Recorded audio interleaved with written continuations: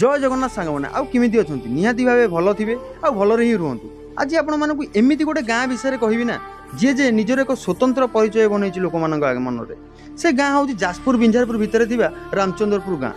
जदि सतरे आमको किसी शिखबार अच्छी ना ताहले एई रामचंद्रपुर गाँ ठू कि शिखबार अच्छी कारण एठिकार परिवेश आपण मानक प्रति जगार देखईदेव जे सेठिकार मो भाई भौणी मैंने केते तांको गाँ पर जत्नवान। मु ए भिडियो माध्यम मोर से भाई भौणी मानक बहुत बहुत धन्यवाद दूची आमको जनईथिबारु गाँर परिवेश किमिति रहिबा कथा।